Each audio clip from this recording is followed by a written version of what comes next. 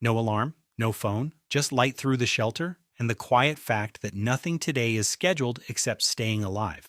That was every morning for most of human history. So what did people actually do hour by hour, before clocks, before jobs? We know the highlight reel. Cave paintings, mammoth hunts, stone tools behind glass.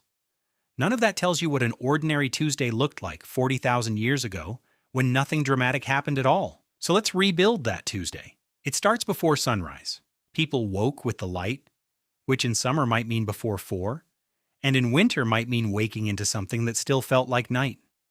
Communities who still forage today don't sleep in one long block. They sleep in pieces, wake in the night, talk by the fire, drift off again. Researchers call it segmented sleep, and some think it's closer to how the body naturally wants to rest. So an ancient morning started earlier, colder, with zero coffee.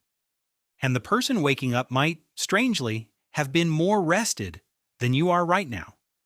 The first task wasn't food, it was fire. If last night's embers had died, someone got the job of starting a new one from nothing, which could take minutes or a long, sweaty test of patience. Fire was warmth, protection, cooking, and the emotional center of camp all at once. Skipping it wasn't an option. Once it was alive, the day turned toward food. Studies of modern foraging groups suggest the actual time spent finding food adds up to between 2 and 5 hours a day. Not 8, not 10.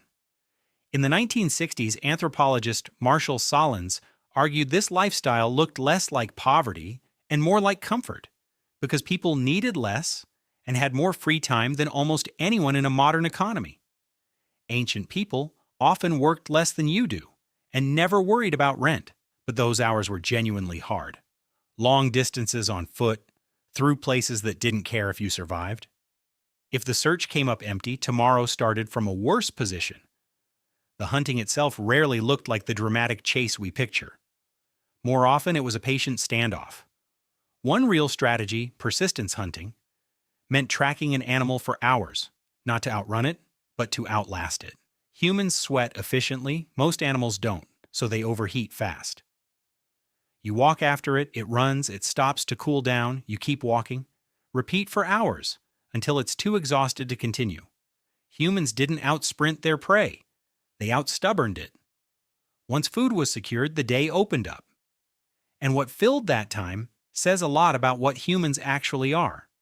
Ancient life was intensely social, not gently so. Being cut off from your group could be a death sentence, so knowing who could be trusted mattered enormously. The main tool for tracking that was simply talking about each other. Anthropologist Robin Dunbar has argued that language itself may have evolved partly as a substitute for the grooming other primates used to bond. The earliest real conversations probably weren't philosophy. They were closer to, "Did you see what he did with the meat yesterday?" So if you felt guilty about gossiping, you're really just practicing an old form of social maintenance. Physical grooming mattered too. It was a currency of trust. A large slice of the day was spent simply near other people because that connection was quite literally survival infrastructure.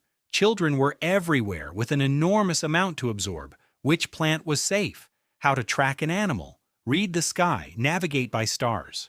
No classroom, just watching, copying, the occasional correction before eating the one berry that would end your week. Researchers studying children in foraging communities today note how much independence kids are given, including handling sharp tools far earlier than most modern parents would allow.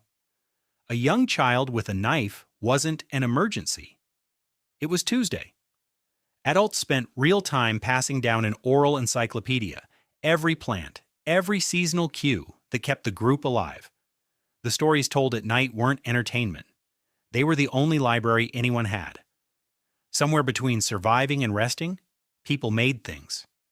Shaping stone tools took years to master, understanding how stone fractures, striking at exact angles, risking your own thumb. And people made things with no survival purpose at all.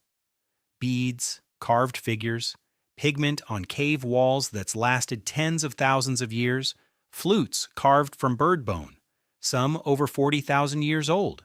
Someone, between hunting and managing group politics, carved an instrument and played it. That person wasn't surviving in that moment. They were living. People dealing with cold and hunger daily still made time for beautiful, useless things, an impulse that runs almost as deep as the need to eat. Rest looked different, too. People watched the world with an attentiveness most of us have lost. Because watching wasn't passive, it was information. Birds behaving oddly might mean a storm coming. Sitting quietly was in its own way active work. Adults played too. Storytelling, teasing, the kind of mockery reserved for anyone who tripped in front of the group. Humor shows up wherever humans have any spare energy left from surviving. None of this means harmony was automatic.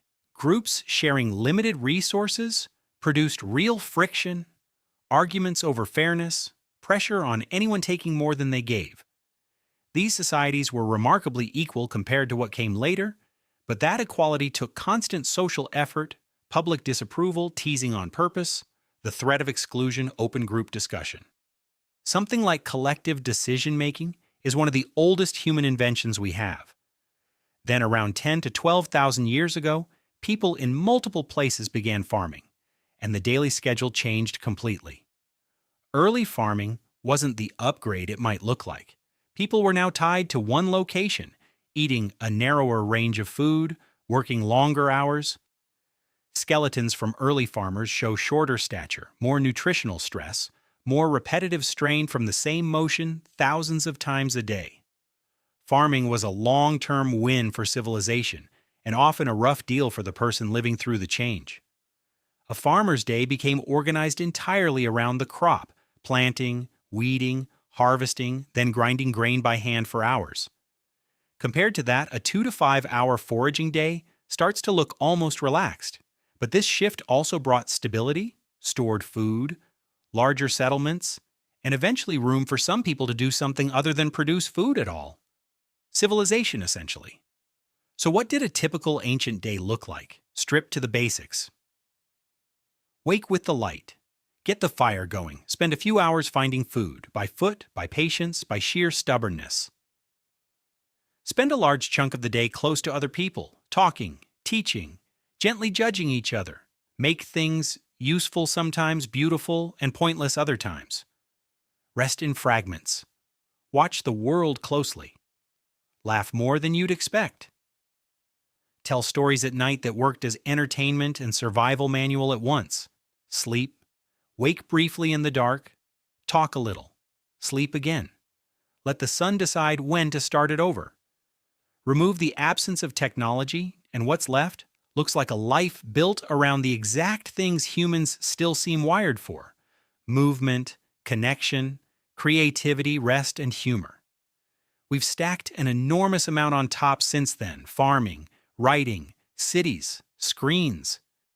But underneath it, the basic machine running the show looks remarkably similar to the one running 40,000 years ago, around a fire, on an open plain. The person who finished foraging and sat down to carve a flute from a bone wasn't so different from someone today who finishes work and immediately wants to make something just because they feel like it. And the person who woke in the dark, couldn't fall back asleep, and lay there thinking about nothing and everything at once, that part hasn't changed at all. That's not ancient history. That's just Tuesday. See you next time on Scribbled. In another era,